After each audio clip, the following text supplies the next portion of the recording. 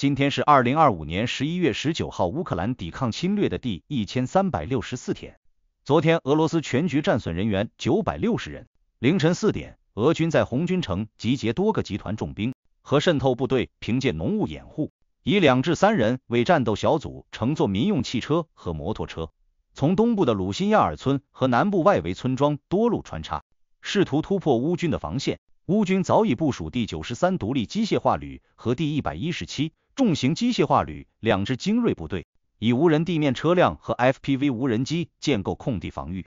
完美破解了浓雾天气带来的侦察难题。在鲁辛亚尔，第93机械化旅深入俄军渗透区域，精准定位俄军的装甲集群位置，立刻传回坐标，引导无人机实施定点轰炸，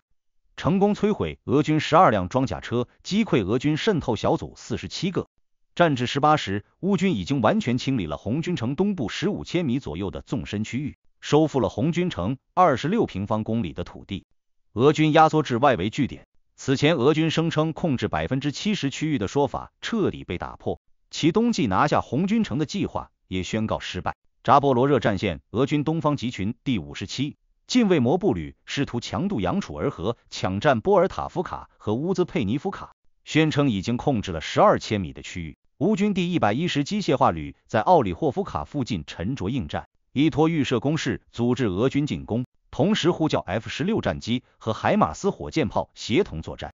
12时 ，F-16战机低空突防，精准摧毁俄军渡河浮桥和弹药补给点。地面部队不仅收复了乌兹佩尼夫卡部分区域，更切断了俄军后勤补给线，迫使第57近卫摩步旅后撤至盖丘尔河西岸。凌晨3点，库尔斯克战场。俄军精锐部队从苏贾边境多路突进，试图复刻历史上的库尔斯克会战。乌军王牌部队建构多层防御体系应战。凌晨5点，俄军第30摩步团在苏贾东部试图透过地道渗透阵地，乌军立即启动无人机和电子战联动模式， FPV 无人机低空侦察精准定位道地出口，随后引导海马斯火箭炮实施精准覆盖打击，全歼俄军渗透小组280余人。上午10点，俄军第11空中突击旅在北部波内里发动装甲冲锋，乌军第1坦克旅依托攻势进行阻击。F-16战机挂载 AGM-88反辐射飞弹支援，率先摧毁俄军3座雷达站，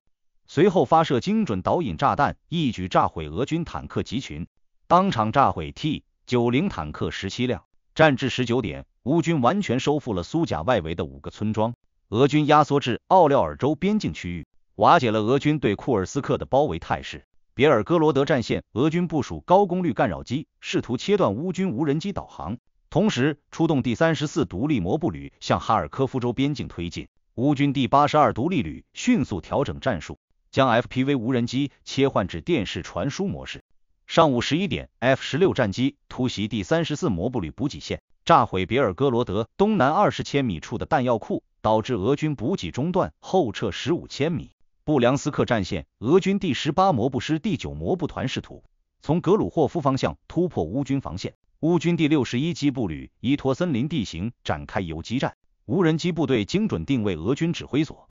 F-16战机随后实施斩首，打击摧毁俄军指挥帐篷3顶，炸死炸伤5名俄军指挥官，导致指挥混乱。乌军趁势收复格鲁霍夫外围2个村落。中午12点，克里米亚战线 F-16战机在防空辨识区外提供电子支援，乌军发射暴风阴影巡航飞弹，精准命中了克里米亚詹科伊空军基地的弹药库和储油设施，共摧毁俄军巡航飞弹导引头仓库1座，8个燃油储存槽，极大削弱了俄军远程打击能力。11月17号，泽连斯基搭乘专机抵达法国，马克龙总统亲自接见双方，在爱丽舍宫举行闭门会谈。下午4点，签署了代号天空盾牌2025的双边军事协议，协议总金额达到了218亿欧元，其中47%的金额由冻结俄罗斯资产收益来支付，其余由法国、荷兰、丹麦等志愿联盟国家分摊。此举自战争爆发以来，欧洲国家单方面对乌克兰最大规模的军事援助。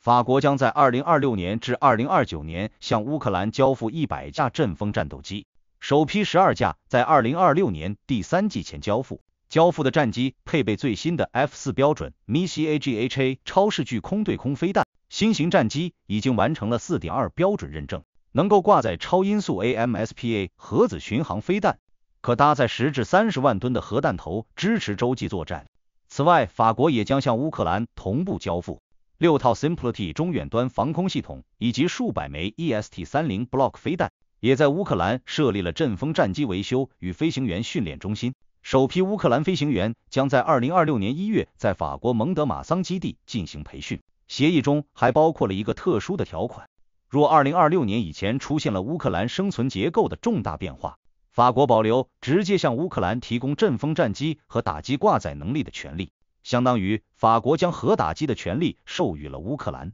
用来反击俄罗斯的核威胁。11月18号，欧盟主席冯德莱恩向欧盟成员国领导人发出信件，提出了3个为稳定乌克兰2026至2027财政年度状况的融资方案，包括成员国赠款和欧盟在金融市场的借款，还有冻结俄罗斯资产抵押等3种方式。冯德莱恩表示，欧盟各国已经做好准备，在未来几年承担俄罗斯采取的报复措施的风险，以解决比利时的担忧。